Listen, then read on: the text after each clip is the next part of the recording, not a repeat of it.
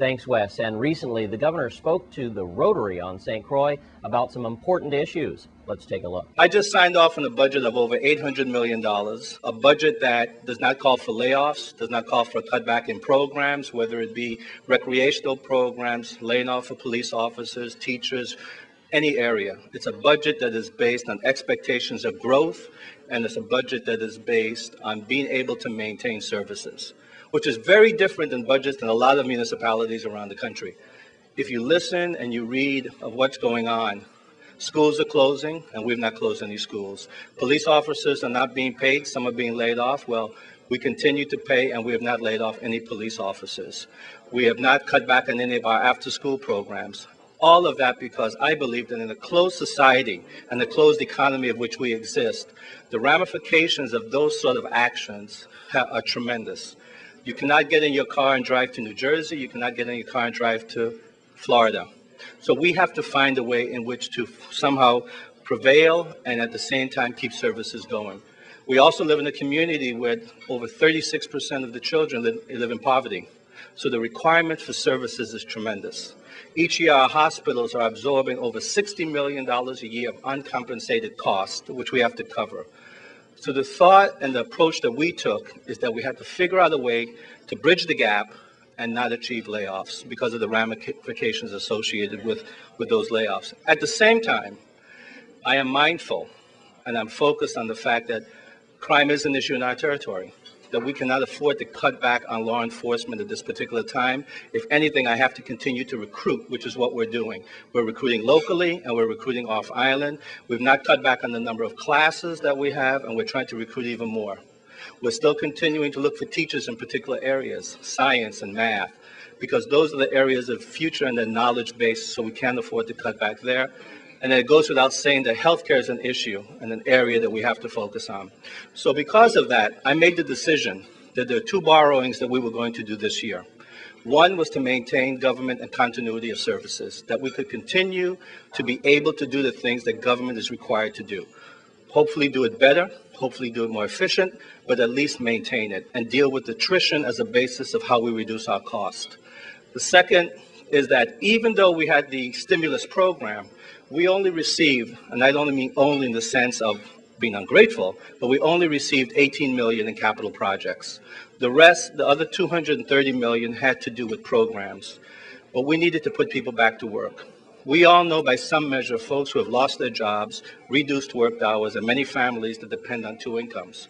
So we made the decision that we were going to borrow for capital projects.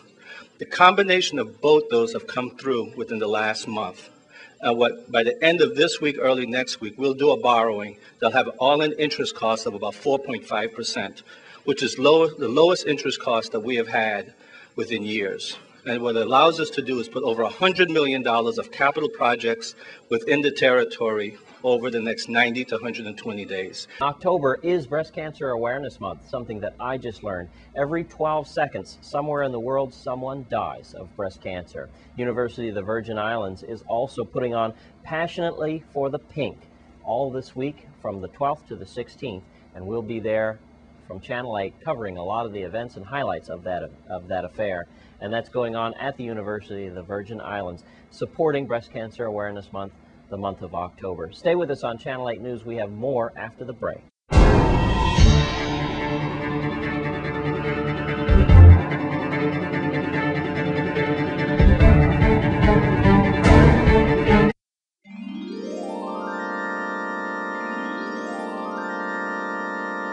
There'll be an anti-drug rally on St. Croix this weekend. News Channel 8's Glenn Drake has that story. A big weekend as we look forward to the Columbus Day weekend. And of course, there's a lot of activities in store, but this is an annual event that Ms. Berlina Wallace, you chair this. It's called the Anti-Drug Rally. And you're with the Central Seventh-day Adventist Church. Now, this year, what do you have in store, and what day you have it this weekend? And tell us all about it. Okay, so we'll be hosting our 5th annual Anti-Drug Rally on Sunday, this Sunday, October 11th at D. Hamilton Jackson Park from 12:30 to 6:30 p.m. We're starting with a march through the Grove Place area, so we're asking everyone to line up at 12 p.m. at the Hamilton Jackson Park. Once we march through the area, we're going back to the park and we will have the rally there. We'll have lots of demonstrations from Virgin Islands Police Department, K-9 Unit, Virgin Islands National Guard, U.S. Customs and Border Protection, and lots of others. There'll be lots of things out there for people to do. It's fun for the entire family. McGruff, the crime dog, will be out there to greet the kids, so we're asking parents to bring their children out. They can take pictures with McGruff. We'll have lots of giveaways for the kids as well as for the adults. We'll have food, inspirational music. We have some youth groups who have committed to joining us this year. Students Against Destructive Decisions, Grove Place Weed and Seed Youth Group, and others, including Civil Air Patrol, but we're asking other youth groups to join us out there as well. Parents, we're counting on you to bring out the kids and let them know that there are better things to do than drugs.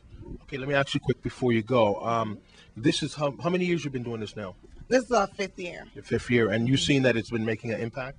Yes. Every year we have more people coming out. Every year we have more children pledging to be drug-free, and people even remember like some of the demonstrations and so forth.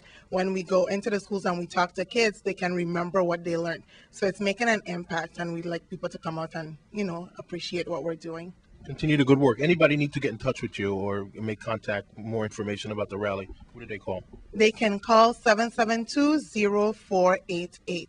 If there's no one there, they can always leave a message with their name and number, and we'll get back to them. Thank you, Ms. Berlina Wallace from the Central 7 Days Adventist Church for the anti-drug rally this weekend. Thank you. Thank you. For News Channel 8, I'm Glenn Drake. Thanks, Glenn. And there'll be a huge gospel concert this weekend, and it had to be relocated to the St. Croix Island Center. News Channel 8's Wes Small has that story. Mr. Neville Peter is a world-renowned gospel evangelist, and he is world-renowned, and he's going to be right here on our home turf at Island Center tomorrow night at 7:30. I'm here with Mr. Curtis Fleming, who was coordinating the event, and y'all changed it. I guess it got too big and spectacular from the complex. Now it's going to be at Island Center. Yes, Sir Wes. Thanks for being here. We have Neville Peter coming down from Orlando, Florida. He's originally from St. Thomas, but he'll be here performing for us, singing and doing his thing on the piano. Very great piano player, and we are so happy that he can come down and have it.